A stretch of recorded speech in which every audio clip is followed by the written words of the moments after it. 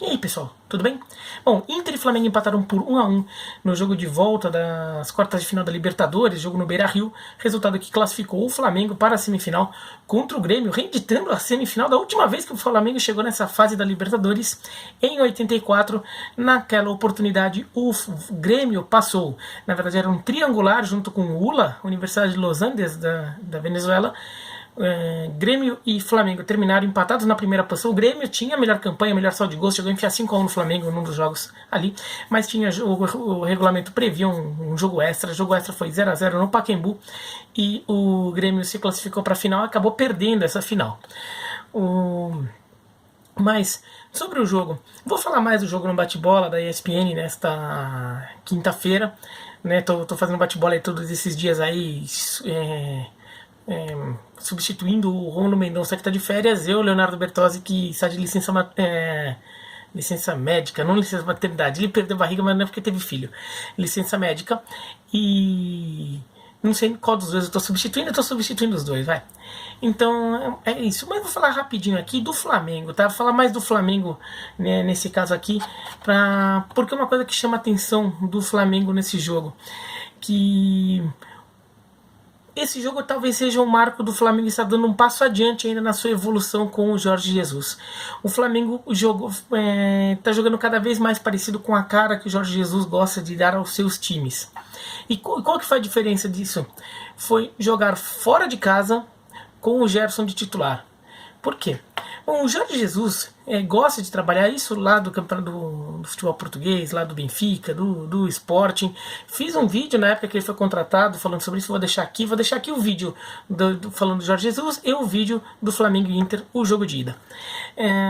O Jorge Jesus, ele gosta de montar um time num 4-1-3-2. Então é um quadro defensivo de 4, um volante, 3 no meio de campo, 3 mais armadores e 2 atacantes. É uma formação bem ofensiva, né? E ele gosta de jogar assim, mas isso faz com que os 3 jogadores de meio de campo, os 3 armadores, eles flutuem bem e eles saibam recompor bem a defesa quando o time perde a bola, para não ficar um volante lá também super sacrificado, né? Então tem essa recomposição.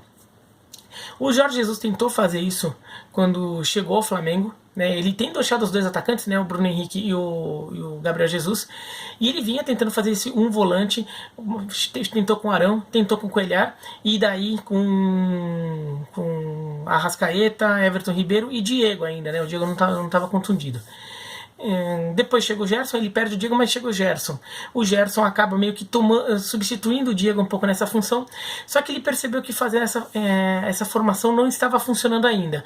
O time ficava muito exposto e estava tomando muito gol, né? E eu acho que o marco principal disso foi a derrota por 3-0 contra o Bahia, em que o time tomou um monte de contra-ataque lá e o Bahia fez a festa. Nisso ele começou a fazer uma escalação um pouco mais conservadora. O Arão, que em algum momento o Cuéllar fica, né, como esse primeiro volante, e o Arão, que em algum momento estava posicionado quase como um meia daquele trio de meias, ele realmente começa a ficar como um segundo volante, que é uma formação um pouco mais conservadora, um pouco mais tradicional do que se vem fazendo no Brasil nos últimos tempos, né? Que é um 4-2-3-1, por exemplo, né? Mas no caso do Flamengo, como tinha o Bruno Henrique e o Gabriel Jesus na frente, é quase com um 4-4-2 ou um 4-2-3-1, dependendo do Bruno Henrique voltar para recompor ali no meio de campo com a Arrascaeta e Everton Ribeiro, e ficava o Arão e o Cuéllar protegendo a defesa. Então ficava no 4-2-3-1 ou então no 4-4-2 com os 2 atacantes lá na frente. E isso tornou o Flamengo um pouco mais equilibrado e o time começou a evoluir, né? O time começou a ter mais resultados, a defesa começou a melhorar sua produtividade. Claro que a volta do Rodrigo Caio e o Pablo Mari entrando um pouco mais no futebol brasileiro, entendendo um pouco mais, pegando um pouco mais ritmo de jogo, tudo, também ajudaram. E daí o Flamengo começou a ficar mais estável na defesa. Contra o Inter, em casa, o Flamengo foi assim, né? O Flamengo foi com Arão e Cuéllar. Era um jogo que dava para imaginar o Flamengo de repente precisando de uma produção ofensiva maior, já que era um jogo de mata-mata e você está fazendo jogo de ida em casa, você precisa teoricamente de muitos gols, né, para se garantir para o jogo de volta. E ele não, ele fez o jogo saída com 2 volantes, né, o Arão e o Cuéllar. E daí dá para pensar, não, ele ainda não está seguro, não está se sentindo seguro para fazer o time que ele gosta. O time que normalmente ele gosta, ele está fazendo um time um pouquinho diferente porque ele percebeu que está precisando no momento. E tudo é uma fase de evolução. Não é porque o time jogou melhor com 2 volantes naquele momento que o time vai jogar sempre melhor com 2 volantes. Né? Mas significa que naquele estágio do trabalho, 2 volantes estão funcionando melhor. Ou porque realmente é o jeito do time jogar, ou porque é uma fase de evolução. Porque ainda você está tentando desenvolver movimentação, recomposição, ocupação de espaço, tudo isso ainda está sendo treinado. Alguns conceitos ainda estão sendo absorvidos pelos jogadores. E o Flamengo foi assim até no jogo de ida. Contra o Ceará já foi um pouquinho diferente. Né? O Ceará, o time estava com alguns desfalques por opção mesmo física, para não poupar alguns jogadores, um pouco de rodízio ali. Mas teve o Arão e o Pires da Mota. Né? Teve 2 volantes também, mas o posicionamento médio do Arão no jogo não foi bem um de segundo volante. Ele ficou mais como um jogador de meio de campo ali na linha da frente do meio de campo do que na cabeça de área. Né? O Flamengo contra o Ceará foi quase um 4-1-4-1, né? com um volante, o Pires da Mota, e mais os 4 na frente. Mas era um jogo diferente, o Flamengo com muitos desfalques autoimpostos, né? O Flamengo se dando esses desfalques num jogo que imaginava ser um pouco mais aberto. O Ceará não ia também ficar tão resguardado assim, o Ceará ia um pouco para cima, o jogo ia ser mais jogado. E realmente foi um jogo bem jogado. O Ceará criou muita chance, placar de 3-0 denota a superioridade técnica do Flamengo, mas achei um pouco duro com o Ceará pelo bom futebol que o Ceará jogou em alguns momentos do jogo, e pela forma franca como o Ceará quis encarar o Flamengo e criou chances de perigo também. Né? Mas eu imaginei até que nesse jogo de volta contra o Inter fosse voltar a ter 2 volantes, já que o Coelhar se reintegrou ao elenco. O Arão tá suspenso, mas daí você fica com o Coelhar e Pires da Mota. Você perde saída de bola, porque são 2 volantes mais volantes mesmo, né? Não é um Arão que sai um pouco mais, mas você se resguarda ali. O Inter tem tem um futebol com muito volume de jogo no meio de campo, né? Que poderia querer um jogo muito físico também, então poderia querer pressionar e talvez ter 2 volantes ali, como foi no jogo de ida, poderia ajudar a segurar um pouco as pontas e depois você solta aos poucos à medida que o jogo vai permitindo você soltava. Eu imaginei que o Jorge Jesus fosse fazer isso até na ESPN. Fui lá no quadrinho lá e eu fiz a escalação que eu imaginei que o Jorge Jesus faria, deixando o Gerson no banco para ter essa formação com 2 volantes, que eu imaginei uma formação um pouco mais conservadora, porque é o que ele vinha fazendo, e inclusive fez um jogo de ida em casa, então achei que um jogo de volta vai ser igualmente, vai querer se proteger, vai querer se resguardar. Mas ele não fez isso. Ele colocou o Gerson, que teoricamente seria o segundo volante, substituindo o Arão na função. Então fica o Coelhar com um volante mais fixo e o Gerson aquele volante que sai. Mas na verdade não foi bem isso, porque se você for ver o posicionamento médio do jogador no campo, a maior parte das vezes o Gerson ele ficava como segundo volante quando o time perdia a bola e recompunha, mas o posicionamento normal dele era compondo uma linha na frente, era um 4-1-4-1 ou um 4-1-3-2. Né? O Bruno Henrique se juntando ao Gabigol na frente, e daí ficava o Arrascaeta, o Gerson e o Everton Ribeiro no meio de campo, e o Coelhar como volante. Em alguns momentos o Bruno Henrique voltava para essa linha de 3 meias, o Bruno Henrique recuava, deixava o Gabigol sozinho na frente, ficavam 4 meias. Ele ficava 4-1-4-1. Que é uma formação mais parecida com o que o Jorge Jesus costuma fazer. E ele teve coragem de fazer isso num jogo dificílimo, que é contra o Inter, fora de casa, num mata-mata, em que o Inter precisa do resultado e ia teoricamente forçar a defesa do Flamengo. Né? Então mostra uma confiança que o Jorge Jesus está tendo, de que ele acha que já está começando, o Flamengo já pode começar a jogar do jeito dele sem se sentir tão desprotegido. Ele tentou no momento jogar daquele jeito, não funcionou. Agora está tentando de novo, já está funcionando. Por quê? Porque o trabalho está se desenvolvendo. Ele foi fazer isso bem num jogo muito difícil e deu certo. Esses esses 5 jogadores de frente, né, os 3 meias e os 2 atacantes, ou então os 4 meias e um atacante, depende do momento, conseguiram, na verdade, forçar o Inter, não só marcando na saída de bola, mas conseguiram ocupar muitos espaços na intermediária ofensiva do Flamengo, dominando o meio-campo e criando muitas oportunidades, sobretudo no primeiro tempo. O Inter não teve muita condição de sair jogando, o Inter se viu meio sem saída. Claro que o Inter não ficou acuado como ficou no jogo de ida, o Inter tentou sair, mas não conseguia muito. O Flamengo estava impondo seu jogo sobre o Inter, que tentava, mas não conseguia empurrar de volta, né? E que era um dos grandes méritos do Inter aí contra o Nacional de Montevidéu, contra Palmeiras, era o Inter conseguir empurrar de volta o time quando um time tentava pressionar o Inter empurrava de volta, né? Até porque o Inter é um time muito físico, muito forte fisicamente. E não estou falando que dá porrada, não. Estou falando só porque é forte fisicamente. Então, assim, em dividida, marcação, o Inter chega e consegue ganhar muitos duelos e jogar o time para frente.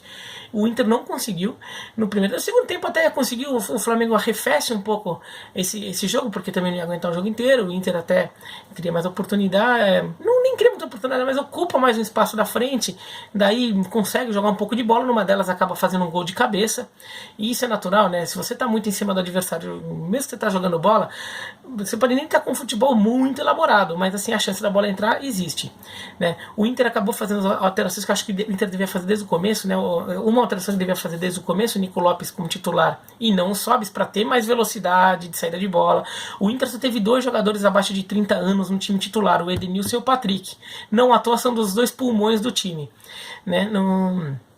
No primeiro tempo o Inter com o time muito velho, tudo não tinha tanta velocidade para tentar escapar dessa formação do Flamengo. No segundo tempo o Sobe sai e entra o Nico Lopes, e principalmente o Wellington Silva entra, sai o Wendel e o Patrick fica de lateral, mas o Patrick é um lateral com liberdade para avançar muito, então o lado esquerdo do Inter fica forte. A falta do gol do Flamengo, do gol do Inter até sai ali numa jogada do Patrick, ele que sofre a falta e dá onde sai o cruzamento pro gol.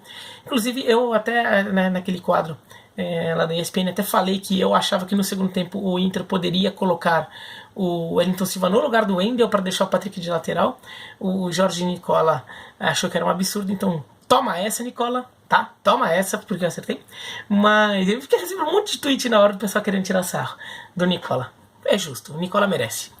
Então mas o Flamengo depois até tem algumas alterações, e entra o Berril, por exemplo. O Flamengo põe o Berril, que é um ponta, quer dizer, uma alteração ofensiva no momento que o Flamengo poderia não, agora eu vou segurar, botar mais um jogador de marcação ali, vamos tentar regular. Não, bota um jogador de ponta, querendo aproveitar espaço. O Jorge Jesus acreditando muito no ataque desse time, estava acreditando muito numa formação ofensiva, que ela dava conta do jogo e que ela não deixaria o time exposto, e não deixou. O Inter não criou mais nada depois do gol, e o Flamengo até acaba empatando num contra-ataque. No momento de desespero do Inter também tirou um zagueiro, bota o Sarrafiori, né, pra ficar todo mundo lá na frente. Daí é uma situação também, o jogo já estava acabando, acho que o Inter não tinha algo muito diferente para fazer, né, foi uma jogada diferente. Então o Jorge Jesus acho que já conseguiu, acho que tá se sentindo mais confiante de implementar de vez o time que ele gosta, o jeito de jogar do time que ele gosta, já depois desse tempo todo aí desenvolvendo esse time, testando formação, testando jogador, treinando muito, né? Treinando muito para que toda essa movimentação funcione, para que um time com formação ofensiva não fique tão exposto assim. Acho que está funcionando. Então vamos ver no jogo contra o Palmeiras, que também é um jogo importantíssimo, como o Flamengo se comporta. Se o Flamengo de novo ficar com essa coisa de um volante só, de verdade, para valer um volante só, e mais 3 no meio, e a chave disso seria um eventual posicionamento do William Arão e do Gerson, vamos ver se o Coelhar vai jogar. Se o Coelhar já não vai ter sido vendido, aquelas coisas todas. Se o Coelhar for vendido, talvez, por exemplo, se o Arão vai ficar como o primeiro volante e o Gerson como esse segundo volante que sai.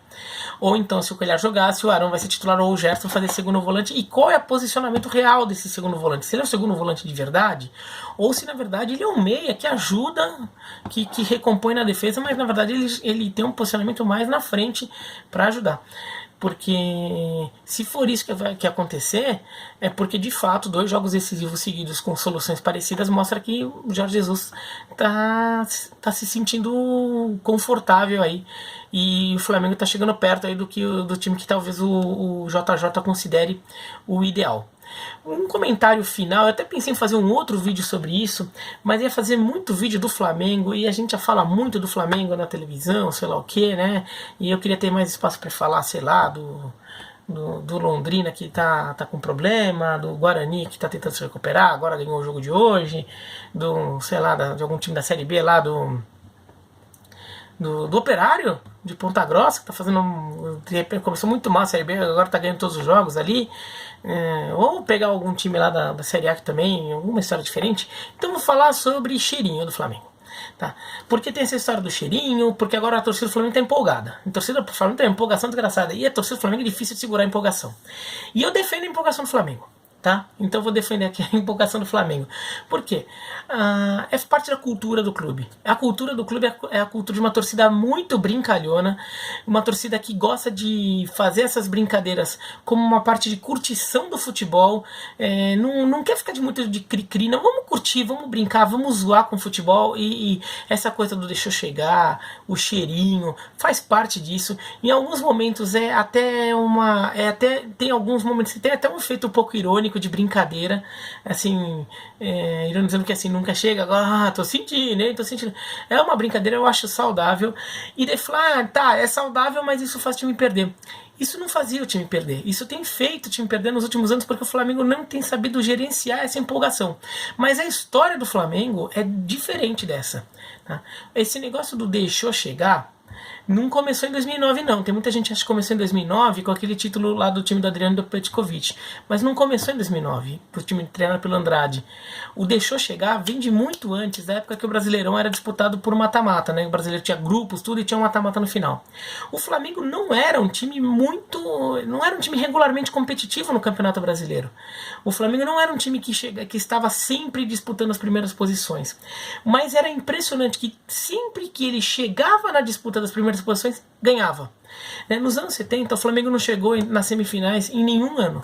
O Flamengo de 70... eu tô falando do brasileiro na formação mais tradicional, que se contar a partir de 71, porque quando surgiu a questão do deixou chegar, ainda se contava só o brasileiro de 71. Então foi com esse parâmetro que foi criado o deixou chegar, tá?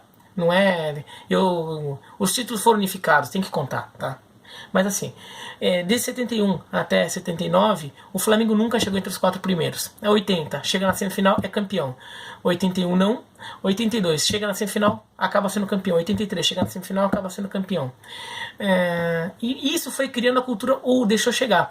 Porque o Flamengo nem sempre chegava, mas quando chegava, batia campeão, vai para usar o termo de hoje, ele levava o título. Então, o Flamengo era tipo assim, o Flamengo é bom matar o Flamengo logo, é bom matar o Flamengo na fase de grupos, bom matar o Flamengo na segunda fase. Se deixar o Flamengo chegar na semifinal, vai levar. E era sempre o que acontecia. 87, Copa União. Não tô querendo discutir Copa União com Campeonato Brasileiro, Esporte, Taça de Bola. Não tô querendo discutir isso. Mas 87, o Flamengo chegou semifinal e levou o título da Copa União. Então, sempre que... Em 92 também. Então, sempre que o Flamengo chegava, era campeão. E isso deixou chegar. Porque falava que tinha que matar antes. Era uma empolgação. Porque quando o Flamengo começava a chegava na semifinal, deixou chegar, vamos levar. Deixou chegar, vamos levar. E levava. O Flamengo não tinha... Por quê? Porque a empolgação... Criava toda aquela empolgação ali, tudo na torcida, a brincadeira, tudo, mas isso fazia com que o time ficasse mais leve. O time ficava mais leve porque ele sentia a confiança que a torcida começava a passar. O estádio enchia, isso também intimidava muito o aniversário. Era um Maracanã de 105, numa época que botavam 150 mil pessoas no Maracanã. Então, o deixou chegar, a empolgação sempre foi muito positiva para o Flamengo, na verdade. Nos últimos tempos, o Flamengo se perdeu um pouco nisso. Criou aquelas coisas de fazer a empolgação do torcedor, deixou de se transformar numa energia que passava confiança liderança para o time e daí fazia o time jogar até mais solto e confiante, e passou a se transformar num certo oba-oba que criava um relaxamento. Foi o caso daquela festa de despedida do Joel Santana antes do jogo de volta contra o América do México. O Flamengo ganhou de 4-2 na Cidade do México, acaba perdendo de 3-0 no Maracanã e eliminado. Então daí começaram a surgir vários exemplos, e daí o título de 2009 acabou sendo uma exceção, mas vários exemplos aí de Flamengo se empolgar. E daí teve o caso do Cheirinho em 2016 na disputa contra o Palmeiras, que o Flamengo estava alcançando o Palmeiras, tudo. Até tem um confronto direto que se o Flamengo vencesse no Allianz Parque, o Flamengo assumia a liderança. O Flamengo joga bem, mas o jogo empata. Ou seja, o Flamengo não perdeu o foco naquele jogo. O Flamengo empatou aquele jogo. O Flamengo jogou bem, estava ganhando de 1-0 até. O Gabriel Jesus empata. Mas depois que o Palmeiras acaba embalando um pouco mais e deixa o Flamengo para trás. Mas daí teve o Cheirinho, daí virou a piada do Cheirinho, tudo, mas o Flamengo acabou perdendo o foco um pouco nessas brincadeiras, mas a história do Flamengo não é essa. Então se a diretoria do Flamengo, a comissão técnica do Flamengo e os jogadores do Flamengo souberem usar essa empolgação de forma positiva, o Flamengo historicamente sempre absorveu muito bem essa energia da empolgação da torcida. Não é alguma coisa necessariamente ruim, não, tá? Tem que saber aproveitar bem, mas isso historicamente é uma coisa que sempre ajudou muito o Flamengo e faz parte da cultura do clube e da história do clube, que é uma cultura diferente da do Corinthians, da do Grêmio, da do Inter, da do Atlético Mineiro, do Cruzeiro. Cada clube tem a sua cultura, tem seu jeito, tem a sua relação histórica de torcida com o time, torcida com o dirigente, e cada clube é de um jeito. Tá bom? Mas é isso então. Se inscreva no canal, clique no sininho. Se puderem, quiserem ver o bate-bola da ESPN nessa quinta-feira, vejam, porque eu vou estar lá falando mais desse jogo aqui e de outras coisas, do Fluminense Corinthians, que vai ser nessa quinta-feira, da Sul-Americana, e sei lá, mais o que vai pintar por ali. Tá bom? Escreva aqui embaixo o que vocês acharam. Tá? Se você for flamenguista, então escreva aqui embaixo se vocês estão empolgados ou não, o que vocês acham da empolgação, se você tem medo dela, tá bom? Um abraço, até mais.